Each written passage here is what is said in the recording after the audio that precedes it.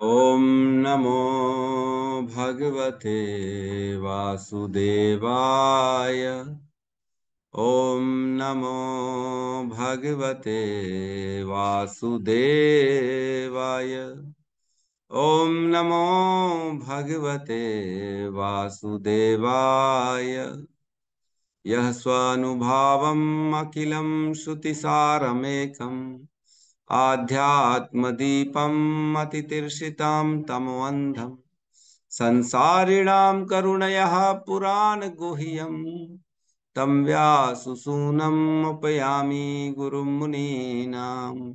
नारायणं नमस्कृत्य नरं चैव नरोत्तमं देवीं सरस्वतीं व्यासं ततो जयमुदीरये। क्षमतां स्वकतः कृष्ण पुण्यश्रवण कीर्तिनः हृदयन्तस्तो हि अभद्राणि विदुनोति सुहृत्सताम्।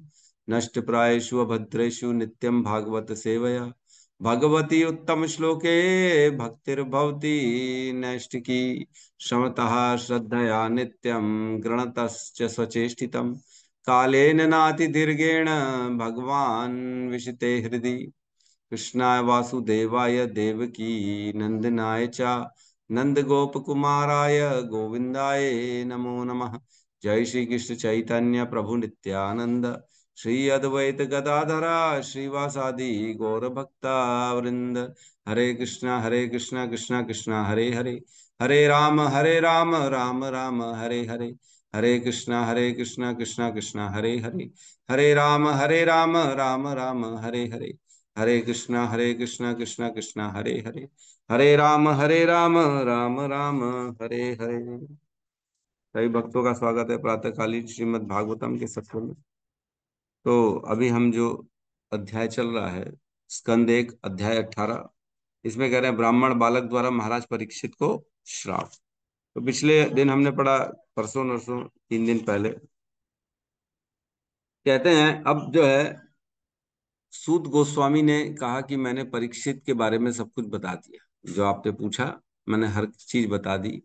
और सूत गोस्वामी कहते हैं भगवान के भक्तों का श्रवण करने से भी वही जो कल्याणकार अपना कल्याण चाहता है वो भगवान और भगवान के भक्तों के प्रति बड़ा उत्साहित रहता है सुनने के लिए। तो जब ऐसा बोला तो ऋषि लोग सब इंटरेस्ट हो गए, अरे बाप रे, आप तो फिर हमको जो है फिर से हमको सुनना है, हम और सुनेंगे। तो फिर उसके बाद कहते हैं 11वें नंबर श्लोक में, ऋषय ऊचु मीन्स शौनक आदि ऋषि कह रहे हैं, शेष मुनियों ने कहा, हे सौम्य शीलसूत गोस्वामी, आप दीर्घायु हो तथा शाश्वत यश प्राप्त करें, क्योंकि आप भगवान श्री कृष्ण के कार्यकलापों के विषय में उत्तम ढंग से बता रहे हैं।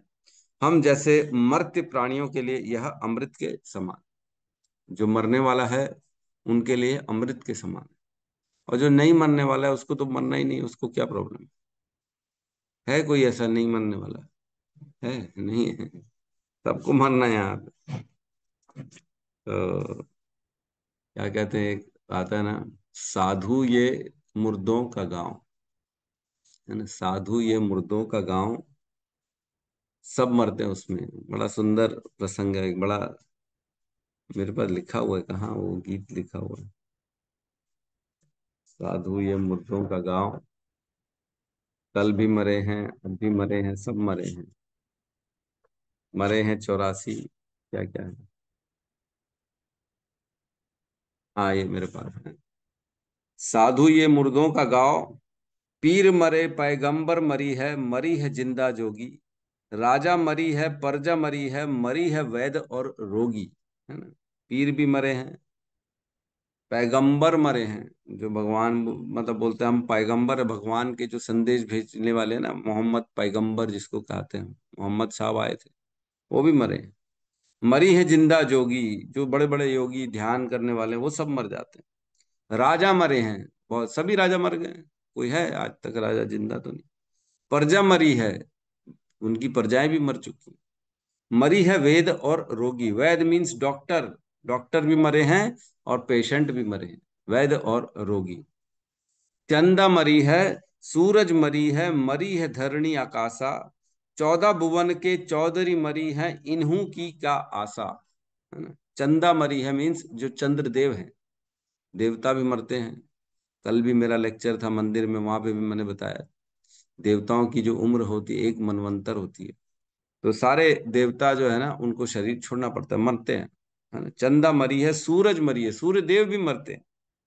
मरी है धरणी आकाशा, पूरा ब्रह्मांड, पूरा आकाश मर जाता है। ब्रह्मा जी की जब आयु होती है तब पूरा आकाश जो है वो भगवान विष्णु में फिर लिप्त हो जाता है, मतलब मर जाता है वो। उसकी सत्ता मतलब उनकी सत्ता खत्म हो जाती है। 14 भुवन के चौधरी मरी हैं। 14 लोक हैं इस ब्रह्मांड में, हम जानते हैं पृथ्वी के ऊपर 6 और पृथ्वी के नीचे 7। इन 14 लोकों के हर एक एक लोक का एक अधिष्ठाता है, एक उस लोक का राजा मान के चलो, जो उस लोक में मेन है, जो चलाता है, वो भी मरे हैं। 14 भुवन के चौधरी मरी हैं, इन्हू की का आशा, इनकी क्या आशा करें, ये मर जाते हैं। बड़े बड़े पूरे पृथ्वी का, पूरे स्वर्ग का राजा इंद्र वो मर जाता है ना। तो इस प्रकार सारे लोगों के जो जो अधिक मेन है वो भी मर जाते हैं। और क्या कह रहे हैं, नेहु मरी है, दसहु मरी है, मरी है सहज 88, 33 कोटि देवता मरी है, बड़ी काल की बाजी। नेहु मरी है मीन्स 9 मरी है। 9 क्या है, 9 ग्रह होते हैं जो हमारी कुंडली में आते हैं, 9 ग्रह वो भी मर जाते हैं। दसहु मरी है, 10 क्या है, 10 दिशाएं मरी हैं, है ना। East west north south, north east north west, ऐसा करके 10 दिशा, एक ऊपर और एक नीचे, ऐसा 10 दिशाएं होती हैं, है ना। भगवान श्री राम के पिताजी का नाम था दशरथ। दशरथ उनका क्या, दशरथ क्यों नाम था, क्योंकि वो 10 दिशाओं में अपने रथ से जाके सब जगह विजय हासिल कर पाए। 10 दिशाएं होती हैं वहां, दशरथ, ठीक है। तो 10हूं मरी है, मरी है सहज 88, सहज 88, 88 हजार भी मरे हैं। कौन है 88 हजार, शौनक आदि ऋषि जो ये पूरी कथा सुन रहे हैं, है कि नहीं। सूत गोस्वामी से शौनक आदि ऋषि सुन रहे, 88 हजार शौनक आदि ऋषि नैमिषारण्य में सूत गोस्वामी से श्रीमद् भागवतम की कथा सुन रहे, वो भी सब मरे। सहज 88, 33 कोटि देवता मरी है, बड़ी काल की बाजी। तो 33 करोड़ जो देवी देवता होते हैं, कई लोग उसमें तर्क देते हैं कि 33 करोड़ नहीं होते, 33 टाइप के होते हैं। तो नहीं नहीं, 33 करोड़ होते हैं, है ना, 33 करोड़ हैं। हमारी जनसंख्या कितनी है पृथ्वी में, 750 करोड़, है कि नहीं। हमारी जनसंख्या है कि नहीं है, 750 करोड़। तो स्वर्ग में क्या 33 करोड़ लोग नहीं होंगे। 33 करोड़, जो स्वर्ग चला जाता है, जो वहां पे जो पावरफुल मिल जाता है, उनको तो सबको देवता कहा जाता है। और हमने पढ़ा है, रात का देवता होता है, अंधेरे का देवता होता है, धुआं का देवता होता है, उजाले का देवता होता है, हर चीज का देवता होता है। कितने सारे देवता तो हम ही ने पढ़े। एकादशी का देवता होता है, जो 15 दिन का एक देवता होता है, जो कृष्ण पक्ष शुक्ल पक्ष का देवता होता है। फिर जो है उत्तरायण का देवता होता है, दक्षिणायन का देवता होता है। ये सारे देवता होते हैं। तो 33 करोड़ देवता होते हैं, है ना।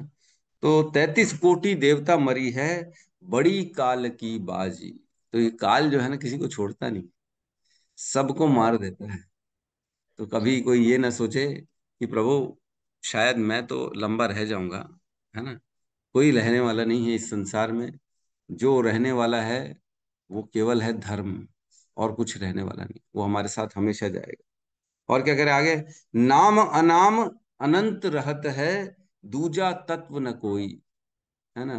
कहत कबीर सुनो भाई साधो, भटक मरो मत कोई, है ना। नाम अनाम अनंत रहता है, भगवान का नाम जो है वह अनंत काल तक रहता है, बस।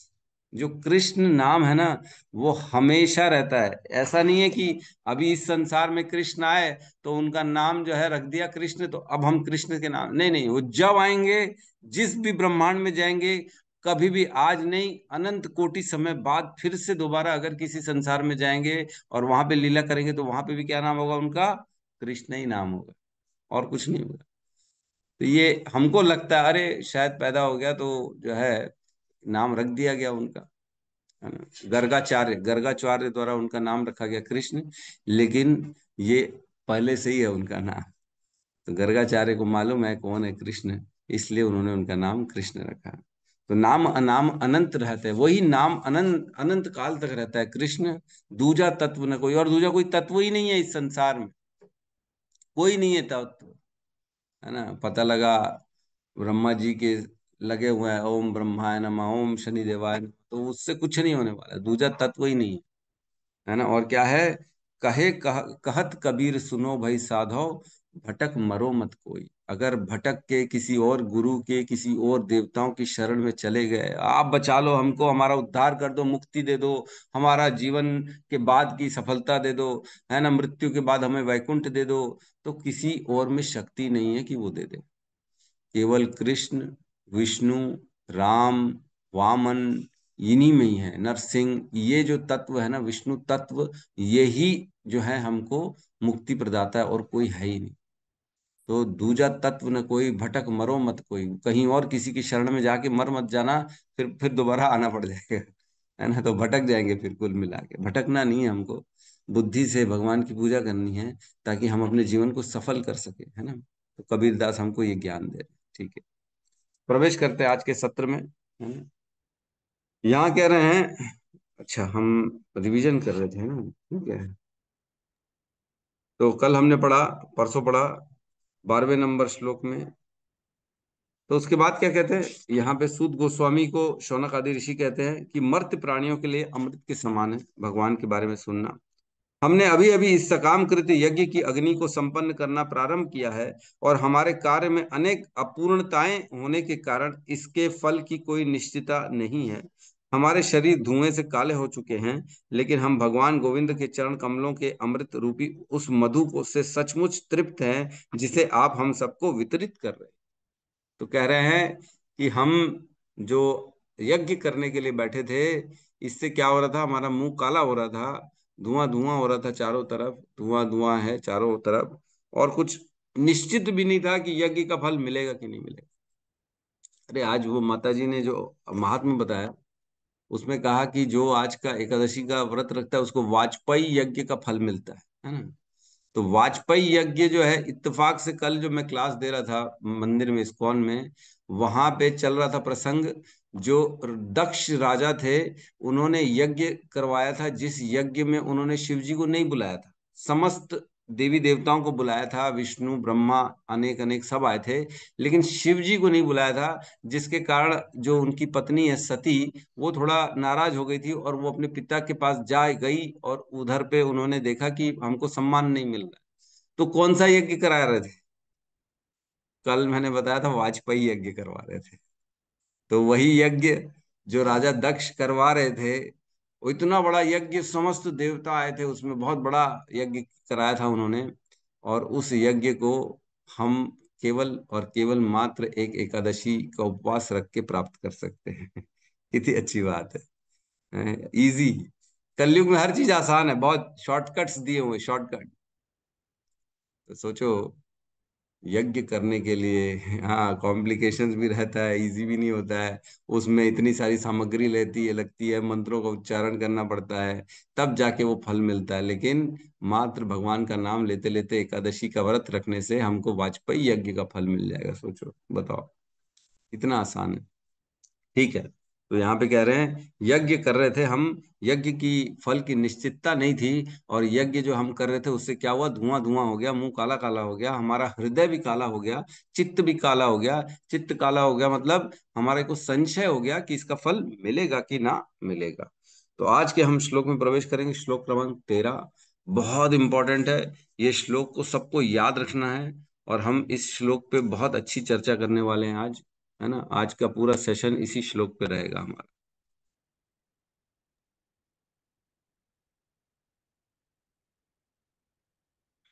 क्लियर है। जी प्रभु। जी प्रभु जी।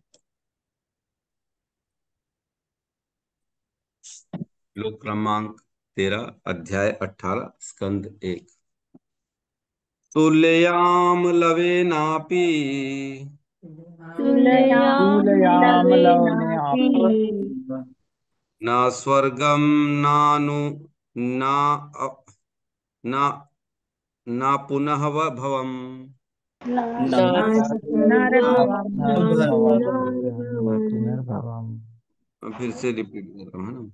तुल्ययाम लवेनापि तुलयाम तुलयामलवनेनापि लवेनापि न स्वर्गम न पुनर्भवम् न स्वर्गं स्वर्गं न पुनर्भवम् नास्ति भगवत्संगी संगस्य भगवत्सङ्गी भगवत् सङ्गस्य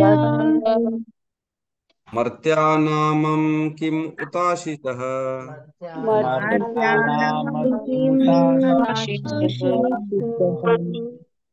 तुल्यायां लवेनापि तुल्यालवेनापि न स्वर्ग न पुनः भवम् न स्वर्गं स्वर्गं न पुनर्भवम् भगवत संग संगस्य भगवत्सङ्गस्य मर्त्या नाम किम उत आसित मर्त्यानाममुदाशितः तुल्यमलवेनापि तुल्यायामलवेनापि न स्वर्गं न पुनर्भवम् न स्वर्गं स्वर्गं नान्तर्भवम् भगवत्सङ्गे सङ्गस्य भगवत्सङ्गी सङ्गस्य मर्त्यानां किमुताशिषः मर्त्यानां मर्त्यानां तुलायां लवेनापि तुल्यां लवेनापि न स्वर्गं न पुनर्भवम् स्वर्गं नान्तर्भवम् भगवत संगी संगस्य भगवत्सङ्गस्य मर्त्यानां किमुताशिषः मर्त्यानां किमुताशिषः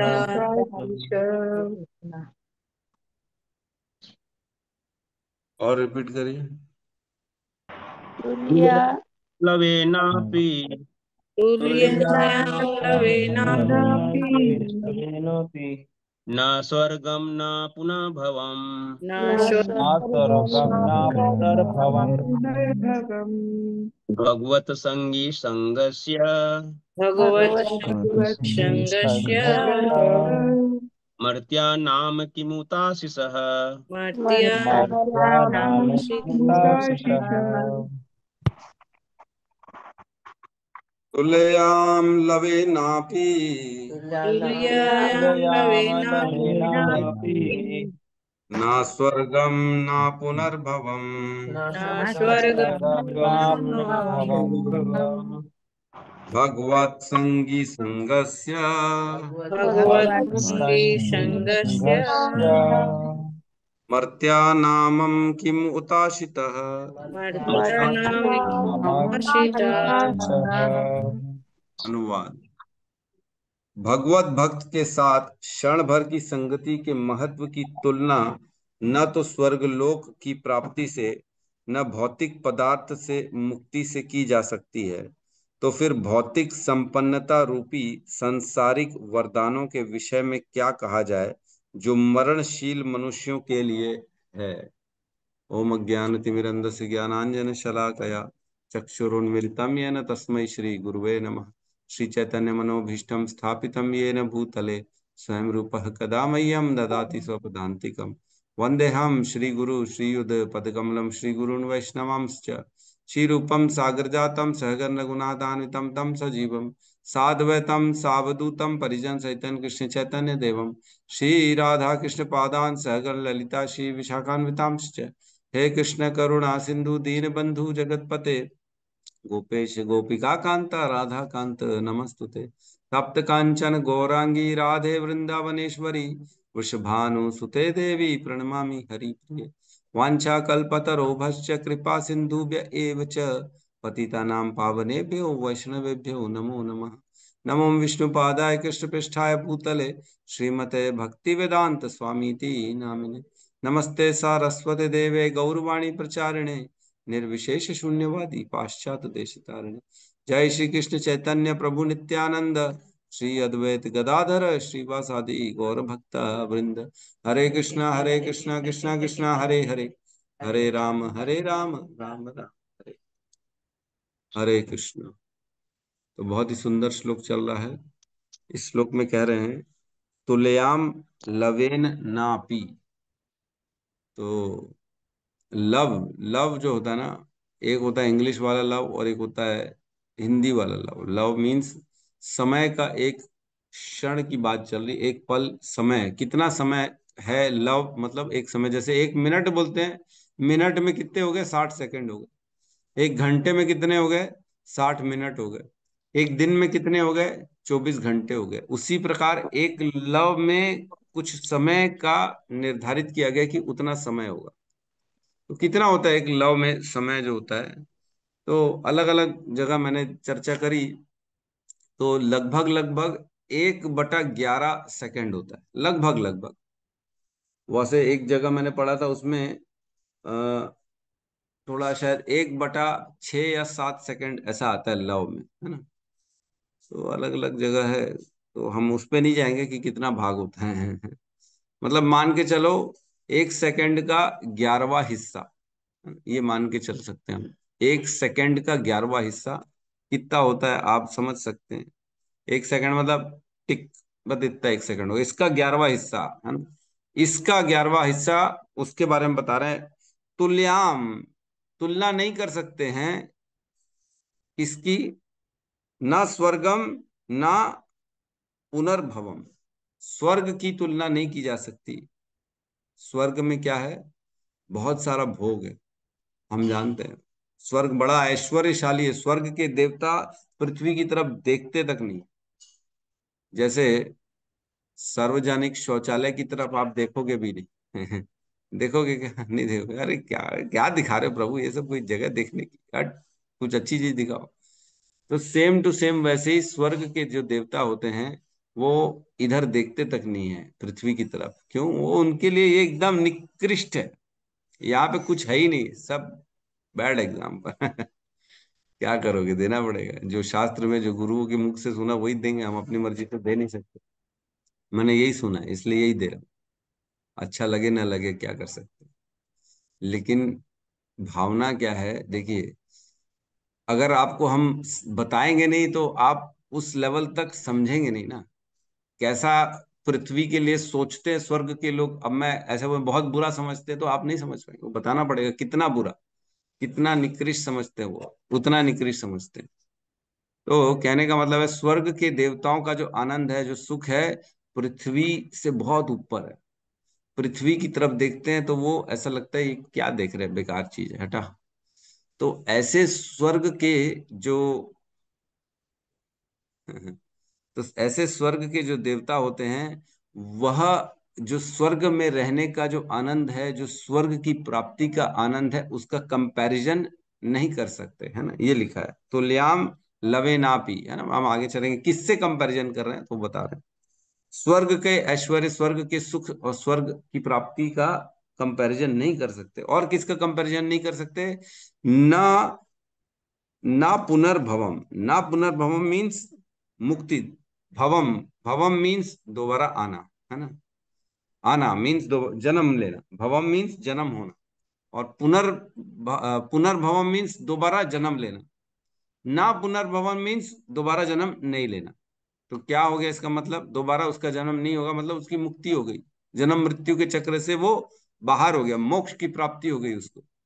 तो ना स्वर्गम ना पुनर्भवम मीन्स उसकी तुलना ना स्वर्ग से की जा सकती है, और ना ही मोक्ष से की जा सकती। किसकी तुलना कह रहे हैं, भगवत संगी संगस्य। भगवत संगी संगस्य, जो भगवान के संगी होते हैं उनका संग। भगवत संगी संगस्य। स्त्री संगी मतलब जो स्त्रियों का संग करता है ना। और कौन कौन सा संगी होता है ना। द्यूत क्रीड़ा संगी मीन्स जो जनरली गैम्बलिंग करता रहता है, जुआ खेलता रहता है, उसका संगी, है ना। और इसी तरह का जो जिसका संग करता है, कहते हैं ना, उसका संगी। स्त्री संगी और स्त्री आसक्त में फर्क है ना। जैसे हम चर्चा करते हैं, तो स्त्री संगी मीन्स जो स्त्रियों का संग कर रहा है।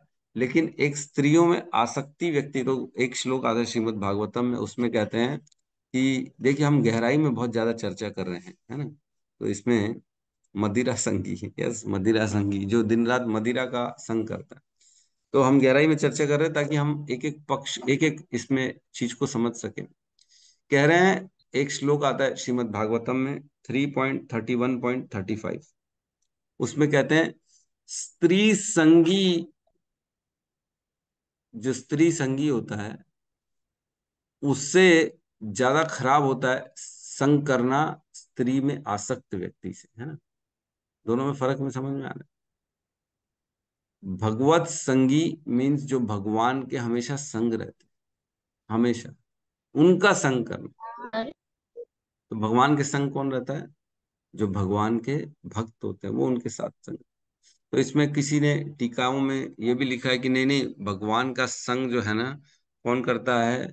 भगवान के जो पार्षद होते हैं वो करते हैं। तो इसका अर्थ ये नहीं है एक्चुअल में। किसी ने भगवत संगी मतलब जो हमेशा उनके साथ रहता है।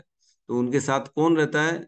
जिनका चित्त उनमें फंसा हुआ है, हमेशा उनके लिए लगे हुए हैं, है ना। जो शुद्ध भक्त होते हैं उनकी बात चल रही है। जो शुद्ध भक्त है, अब वो भी हम चर्चा करेंगे कि किस टाइप के भक्त की हम संग कर सकते हैं। तो यहाँ कह रहे हैं भगवत संगी संगस्य, जो भगवान के भक्ति में लगे हैं, जो भगवत संगी, उनका संग करने का कंपैरिजन, उनका भी संग कितना, लव मात्र अगर उनका हमने संग कर लिया, 1 सेकंड का 11वां हिस्सा अगर किसी भगवत भक्त के संग का हमने कर लिया संग, तो उसका जो मिलने वाला है हमारे को, उसका फल का कंपैरिजन हम स्वर्ग की प्राप्ति से भी नहीं कर सकते हैं और ना ही मोक्ष से कर सकते हैं। मोक्ष, जन्म मृत्यु का चक्र पार करना कोई छोटी मोटी बात नहीं होती है। जिसने मोक्ष की प्राप्ति कर ली है, अरे बाबा मोक्ष मिल गया उसको। कई कई संप्रदाय में तो केवल मोक्ष के लिए ही प्रयास चल रहा है ना। मुक्ति मिल जाए वही बहुत बड़ी बात है। एक संप्रदाय जैनी है शायद, उसमें कहते हैं निर्वाण, निर्वाण की प्राप्ति हो गई, मतलब हम जन्म मृत्यु से बाहर हो गए। तो उसके लिए भी बहुत तपस्याएं करनी पड़ती है, हम जानते हैं। वो बाल बाल पूरा खींच खाच के निकालते हैं और बहुत मुंह में वो लगा देते हैं, पैर में चप्पल नहीं पहनते हैं, पता नहीं बहुत सारे विधान का फॉलो करते हैं निर्वाण के लिए, मोक्ष प्राप्ति के लिए। तो यहाँ क्या कह रहे हैं कि मोक्ष प्राप्ति जो मिलने वाली है उसका कंपैरिजन नहीं कर सकते हैं किससे? अगर एक भक्त का संग मिल जाए, वो भी मात्र 1 सेकंड से 11वें हिस्से का। मतलब एक तरफ भगवत संग है, किसी भक्त का संग है, और एक तरफ मोक्ष है। तो मोक्ष की तुलना में भगवत संग बहुत ऊपर, बहुत ऊपर, कंपैरिजन ही नहीं कर सकते। तुल्य नापी, नापी मीन्स कंपैरिजन कर ही नहीं सकते हो आप। ऐसा नहीं कि कंपेरेबल है, इसकी 1/11 ले लो और ये ले लो तो बात बराबर है, लगभग मिली, सेम टू सेम। ऐसा नहीं कह रहे हैं, ऐसा कह रहे हैं कि कर ही नहीं सकते हो। कंपैरिजन करने के लिए दोनों पार्टियों का मतलब बराबर थोड़े लेवल पे तो आना चाहिए ना। अगर एक हम बेचारा एकदम हवा में चलने वाला व्यक्ति है, 25-30 किलो का, उसका अगर हम लड़ाई करवा दे 150 किलो के पहलवान से, तो क्या होगा? क्या होगा? वो चटनी बना डालेगा उसकी।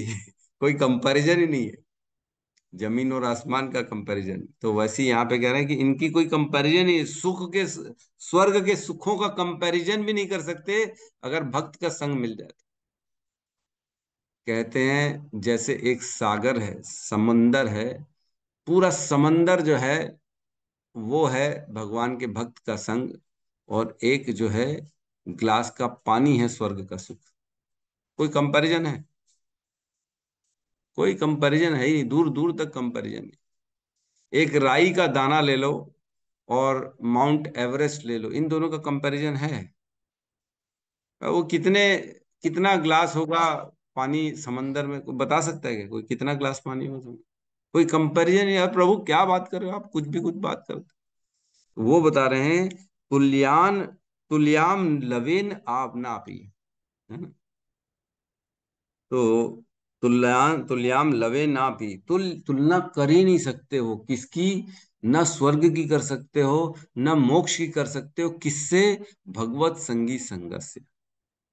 भगवान के जो भक्त होते हैं उनकी संग, वो भी मात्र 1/11 सेकंड के हिस्से का, उनका कंपैरिजन भी नहीं कर सकते। इतना इतना शुद्ध होता है, इतना पवित्र होता है भगवान के भक्तों का संग।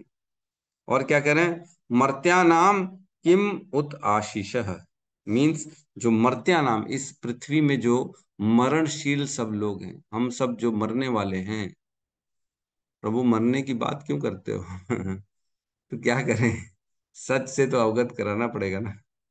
तो मृत्यु की बात फिर भी प्रभु करना पड़ेगा। जब पता पड़ेगा मरने वाले हैं, तभी तो कुछ विचार करोगे, कभी प्लान करोगे ना, कैसे मरना है, क्या मरना है, क्या सोचना है ना। मरेंगे तो उसके पहले क्या क्या कर लें, बहुत सारे काम पेंडिंग पड़े हुए हैं, करना पड़ेगा। भगवान का नाम लेना पड़ेगा, विचार भक्तों का संग करना पड़ेगा।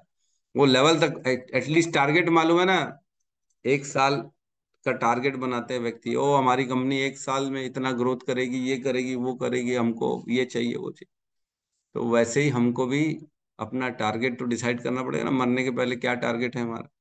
भगवत प्राप्ति है ना, क्योंकि जीवन का सबसे बड़ा उद्देश्य, सबसे बड़ा प्राप्ति तो यही है ना।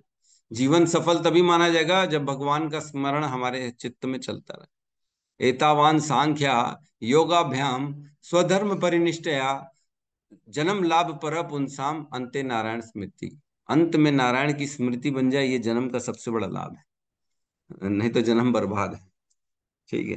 तो यहाँ कह रहे हैं मर्त्या नाम, हम सब मरने वाले हैं, हम सबको लिए संसारिक आशीर्वाद का कहना ही क्या। अगर कोई हमको संसार का आशीर्वाद दे दे, कोई देवी देवता दे दे, भगवान अरे तुम खुश रहो, तुमको जो है हमारी तरफ से आशीर्वाद है, तुम्हारा उन्नति हो, तुम तो दीर्घायु हो, तुम तो चिरंजीवी रहो, तुम तो ये रहो। तो अगर ये सब आशीर्वाद मिल भी जाए हम सबको, तो उसका कोई कंपैरिजन है? कोई कंपैरिजन नहीं है। स्वर्ग से कंपैरिजन नहीं है। जब मोक्ष से कंपैरिजन नहीं है, तो सांसारिक आशीर्वादों से कोई कंपैरिजन होगा? सवाल ही पैदा नहीं होता। कैमुत्य न्याय हमने पढ़ा था, याद है? कैमुत्य न्याय, अगर नदी में ऊंट डूब रहा है, तो इसका अर्थ तो यह है कि मनुष्य तो डूबेगा ही डूबेगा।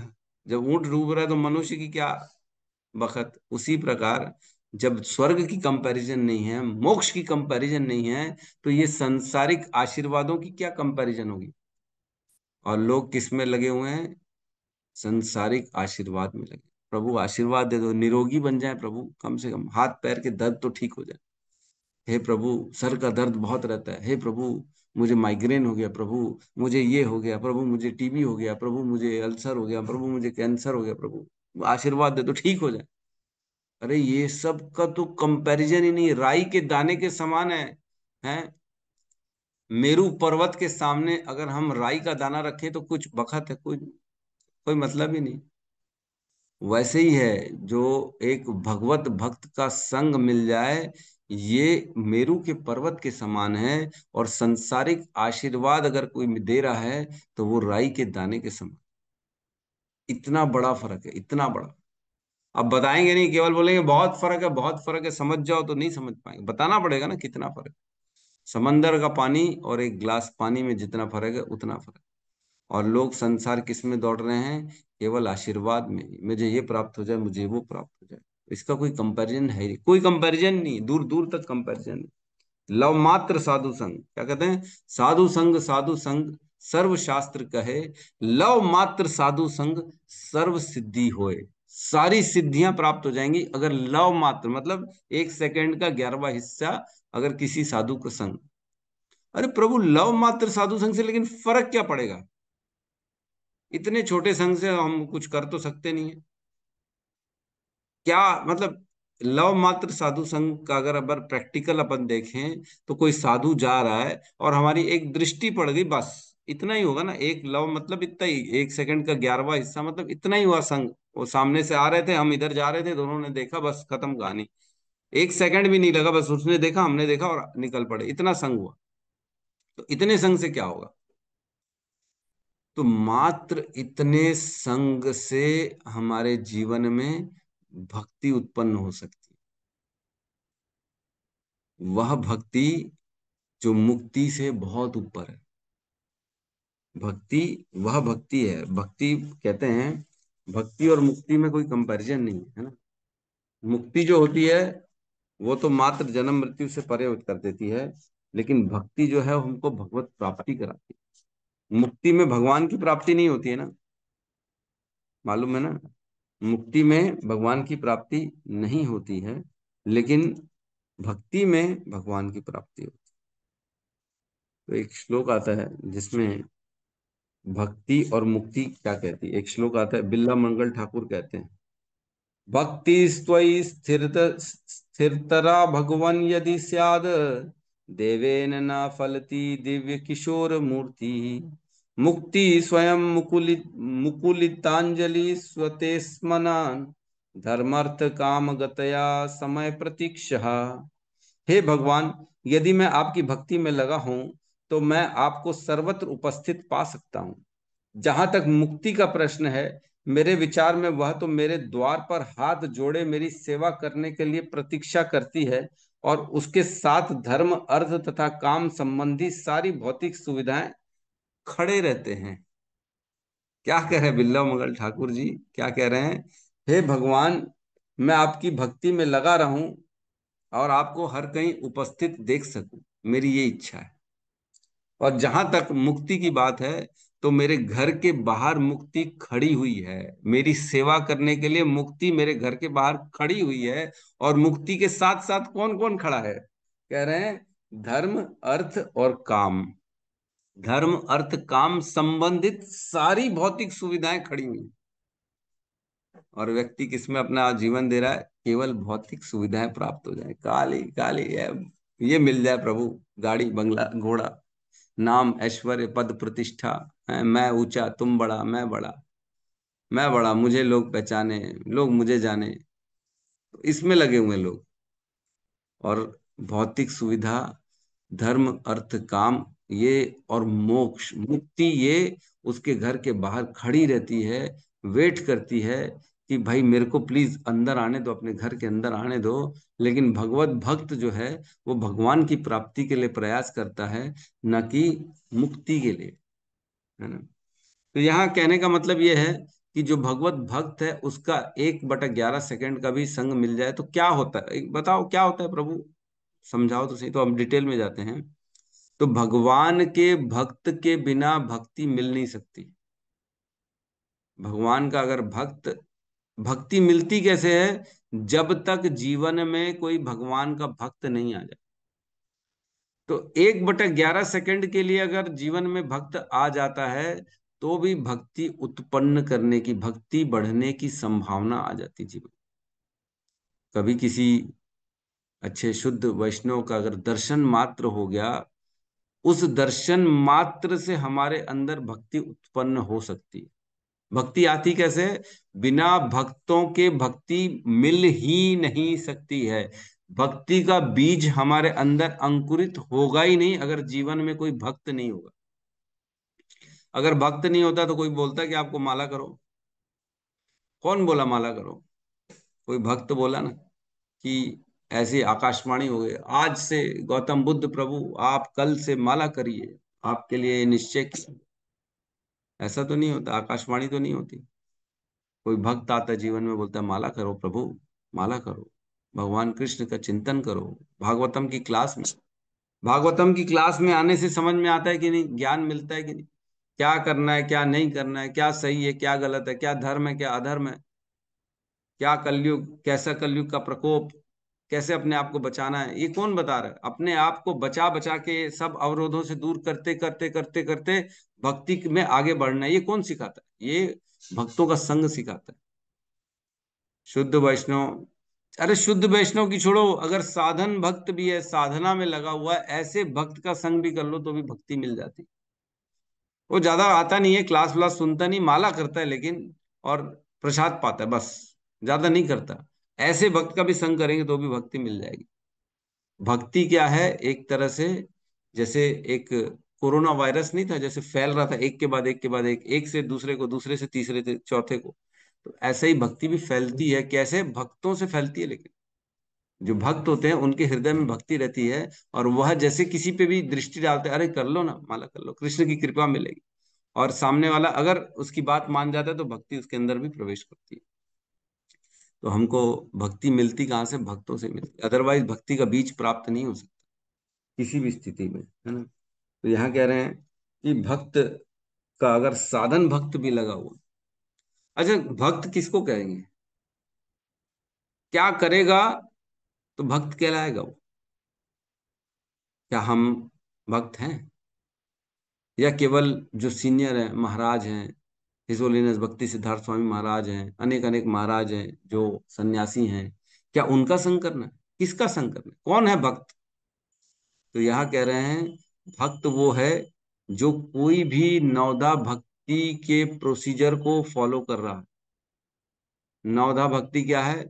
श्रवण, कीर्तन, विष्णु स्मरण, पाद सेवन, अर्चनम, वंदनम, साख्यम, दास्यम, आत्म निवेदनम। ये जो नवदा भक्ति होती है, इसमें से कोई एक किसी को भी फॉलो कर रहा है, केवल श्रवण कर रहा है, केवल कीर्तन कर रहा है, केवल आत्म समर्पण कर रहा है भगवान के प्रति, केवल उनकी पाद सेवन कर रहा है, कुछ भी एक काम भी कर रहा है, तो उसको हम ये कहेंगे कि ये लगा हुआ है भक्ति में, भक्ति के नियमों को फॉलो कर रहा है। तो ऐसा व्यक्ति जो भक्ति के नियमों को फॉलो कर रहा है, उसका भी अगर संग कर लेंगे ना 1/11 हिस्से का, तो भी ये स्वर्ग से ज्यादा इसकी माना गया है। लव मात्र साधु संग सर्व सिद्धि होए। तो चैतन्य चरितामृत में एक श्लोक आता है जिसमें कहते हैं, महत कृपा बिना कोनो कर में भक्ति नाय, कृष्ण भक्ति दूरे राहे, संसार नेह नहे शाय। मीन्स जब तक शुद्ध भक्ति की कृपा ना मिले, शुद्ध भक्त की कृपा ना मिले, तब तक वह भक्ति के स्तर को प्राप्त कर ही नहीं सकता। कृष्ण भक्ति को तो, कृष्ण भक्ति की तो बात ही छोड़िए, वह भव बंधन से भी मुक्त नहीं हो सकता जब तक जीवन में भक्त नहीं आएंगे ना। महत कृपा बिना, महत कृपा बिना कोनो कर में भक्ति ना। किसी भी स्थिति में भक्त का मतलब बिना भक्त के भक्ति मिल ही नहीं सकती। मुक्ति की तो बात ही छोड़ दो फिर, दूर दूर तक। तो हमको कैसे संग करना है? हमको भागवतम क्लास में संडे संडे जो हम भक्तों का जो है लंडे संडे लव फीस्ट करते हैं, उसमें आके भक्तों का संग कर सकते हैं। हम श्रीमद् भागवतम का पठन हमने पहले भी पढ़ा है, जो इनके परपट पढ़ते हैं ना, ये मान के चलिए हम साक्षात प्रभुपाद का संग कर रहे हैं परपट पढ़ने से, और श्लोका पढ़ने से हम साक्षात सुखदेव गोस्वामी का संग कर रहे हैं। तो अजय सोचो, सुखदेव गोस्वामी प्रभुपाद का संग कर लेंगे तो क्या मिलेगा? साधन भक्ति करने वाले के संग करने से भक्ति मिल जाती है, और प्रभुपाद का संग कर लेंगे तो क्या मिल जाएगा? कुछ छूटेगा? नहीं छूटेगा। साक्षात स्वयं भगवान खड़े हो जाएंगे आके, अरे वाह तूने तो मेरे शुद्ध भक्त जो है ना प्रभुपाद का संग कर लिया। तो इसलिए प्रभुपाद बहुत ज्यादा इंसिस्ट करते थे कि read my books, you can get my association by reading my books. Prabhupada कहते थे मेरी बुक्स पढ़ने से तुम मेरा एसोसिएशन प्राप्त कर सकते हो। तो बुक्स पढ़ना है प्रभुपाद की, पट पढ़ना है हर श्लोका का, जो कि हम नहीं पढ़ पाते क्योंकि समय के कारण, क्योंकि फिर चर्चा नहीं हो पाएगी। परपट पढ़ने से फिर समय निकल जाएगा। इसलिए मैं सबको ये बोलता हूँ, आप अपने घर में जाइए, अपने घर में परपट पढ़िए। जाइए कि अपने घर घर से ही तो ज्वाइन करते हैं अपन, आना थोड़ी कहीं। जैसे दुर्गुणी व्यक्ति से संग करने से हमारे अंदर दुर्गुण उत्पन्न होते हैं, स्त्री संगी व्यक्ति के संग करने से हमारे अंदर भी वही संग करने का जो है आसक्ति उत्पन्न होती है, वैसे ही भक्त का संग करने से हमारे अंदर भक्ति के गुण उत्पन्न होने होते, है ना। जो जैसा जिसका हम संग करेंगे, उसके अंदर जो गुण हैं, उसके अंदर जो आसक्तियां हैं, वह आसक्तियां पास ऑन होती हैं हमारे अंदर, है ना। कोई व्यक्ति है जो बड़ा दारू पीता है, उसका संग करेंगे तो वो दारू के इतने बेनिफिट्स गिना देगा। अरे दारू पीने से तो बुढ़ापा होता ही नहीं, कभी नहीं होता। अरे दारू पीने से बुढ़ापा नहीं आता? कैसी बात करो प्रभु? हाँ नहीं आता। अरे बुढ़ापे के पहले ही मर जाता है ना। बुढ़ापा आने के लिए वेट ही नहीं करना पड़ता, मर जाता है। तो कहने का मतलब है, इतने बेनिफिट सुनाते हैं दारू पीने वाले लोग दारू के, नॉनवेज खाने वाले नॉनवेज के। ओ बोले प्रोटीन है, डोले शोले बनेंगे। प्रभु क्या जी रहे हो तुम? ये घास फूस खा रहे हो। हम भी ऐसे ही बोलते थे एक समय में। हम भी ऐसे ही बोलते थे। तो कहने का मतलब है जिसका संग करेंगे वह गुण हमारे अंदर आ जाते हैं। वैसी भक्तों का संग करने से भक्ति के गुण हमारे अंदर आ जाते हैं, चाहे वो साधन भक्त क्यों ना हो, जो बिगिनर क्यों ना हो, उसका भी संग करने से भक्ति मिल सकती है। जरूरी नहीं है, आप में से बहुत से लोग होंगे जिन्होंने आपको जिन्होंने जोड़ा, वो हो सकता है भक्ति में अभी तक उन्नति नहीं कर पाए, अभी भी वही है। मैंने तो बहुत लोगों को देखा, वो बेचारे काम में लगे हुए हैं। हमारे हिज ग्रेस प्रतीक प्रभु हैं, सीए हैं। मैंने देखा उन्होंने बहुत भक्तों को जोड़ा है, बहुत लोगों को जोड़ा है, लेकिन बेचारे वो खुद इतना इतना ज्यादा नहीं कर पाते हैं। वो 16 माला भी मेरे ख्याल से नहीं कर पाते हैं वो, लेकिन उन्होंने बहुत लोगों को जोड़ा, और जिन जिन को जोड़ा वो भक्ति में बहुत आगे निकल गए। तो जरूरी नहीं है हमको कि हम एकदम शुद्ध भक्त क्या संग करें, नहीं। अरे पथ प्रदर्शक, जो पथ दिखाने वाला होता है वो भी गुरु है। वो भी, उसका संग भी कर लिया ना, किसी ने पथ दिखा दिया, अरे प्रभु मॉर्निंग की क्लास अटेंड कर लो 6 बजे वाले की, बहुत बढ़िया भागवतम कथा होती है। हम अपने मुंह से कैसे बोलते बढ़िया होती है, हाँ ठीक ही होती होगी। तो कोई अगर आ जाए तो भी संग मिलेगा कि नहीं मिलेगा उसको? 50-50 वैष्णव बैठे हुए हैं यहाँ पे, सबका संग करेगा कि नहीं करेगा? कई लोग वो वीडियो ऑफ कर देते हैं, फिर भी हैं तो सही कम से कम हैं। ऐसे लोगों का संग करने से क्या होगा, हमारे अंदर भी भक्ति उत्पन्न हो गई। तो भगवत गीता में भगवान कृष्ण ने अर्जुन को कहा, दूसरे अध्याय में, त्रैगुण्य विषया वेदा निस्त्रैगुण्य भवार्जुन निर्द्वंदो निर्सत्वस्तो निर्योगक्षेम आत्मवान। है ना? हे अर्जुन, ये जो वेद है ना, ये वेद त्रैगुण्य विषया वेदा, ये वेदों में तीनों गुणों का वर्णन है, सतोगुणी तमोगुणी रजोगुणी। त्रैगुण्य विषया वेदा निस्त्रैगुण्य भवार्जुन, अपने आप को तुम तीनों गुणों से बाहर करो अर्जुन। तुम इन वेदों में मत फंसो, यज्ञों में कर्म कांड में मत फंसो। ये वेद जो है ना, तुमको गुणों में फंसा देंगे, रजोगुणी सतोगुणी तमोगुणी, है ना? बलि काट के लोग खा रहे हैं, तमोगुणी काम कर रहे हैं। रजोगुणी, मेरे को तो स्वर्ग चाहिए, मुझे तो राजा बनना है, मुझे तो शक्तिशाली बनना है, ऐश्वर्यशाली बनना है, तो यज्ञ कर रहे हैं। मेरे को सुंदर पत्नी चाहिए, तो 16 सोमवार का उपवास कर रहे हैं। तो ये सब जो है ना, ये सब रजोगुणी कर्म कांड है। अपनी इच्छा प्राप्ति के लिए व्यक्ति वेदों को फॉलो करके अपनी इच्छा, धर्म अर्थ काम, मतलब धर्म के अनुसार अर्थ कमाना है। धर्म जो चाहिए वो काम करो तो फिर अर्थ मिलेगा। तो इन चक्करों में मत फंसो, कहते हैं अर्जुन को। त्रैगुण्य विषया वेदा निस्त्रैगुण्य भावार्जुना, इनसे परे हो जाओ, निर्गुण हो जाओ तुम, है ना? निर्द्वंदो नित्य सत्वस्तो निर्योगक्षेम आत्मवान, आत्मवान बनो तुम, इन चक्करों में मत फंसो। तुम निर्योगक्षेम, अपने अपनी चिंता मत करो। हमने पढ़ा था ना, योगक्षेमम वहां में, हम 9वें अध्याय में, है ना? क्या है, अनन्यास चिंतयन्तो याम ये जना पर्युपासते तेषाम नित्य अभियुक्ता नाम योगक्षेमम वहां में हम, मैं उसकी रक्षा करता हूँ। योगक्षेमम वहां, मैं उसको हर चीज उसकी रक्षा करता हूँ। तो यहाँ कह रहे हैं निर्योगक्षेम, मीन्स अपने रक्षा की चिंता मत करो अर्जुन। अपनी रक्षा के लिए तो लोग यज्ञ करते हैं ना, ये करवा लेता हूँ, मैं शक्तिशाली बन जाता हूँ तो मेरा प्रोटेक्शन हो जाएगा, मैं ये हो जाता हूँ सब।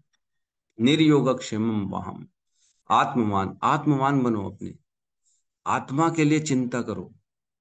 आत्मा को परमात्मा से जो है, आत्मा की यात्रा परमात्मा तक की है।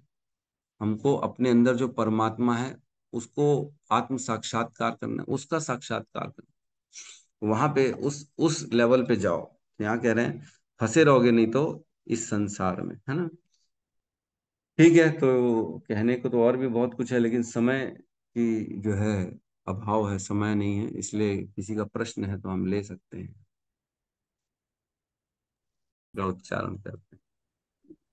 हरे हरे कृष्णा हरे कृष्णा कृष्णा हरे कृष्णा कृष्णा कृष्ण कृष्णा कृष्ण हरे हरे हरे राम हरे राम राम हरे हरे राम राम राम राम हरे हरे हरे, हरे हरे हरे कृष्णा प्रभु हरे जी। समस्त भक्त वृंद जिंद की की जय, जगत गुरु श्रील प्रभुपाद की आज की जय। जय।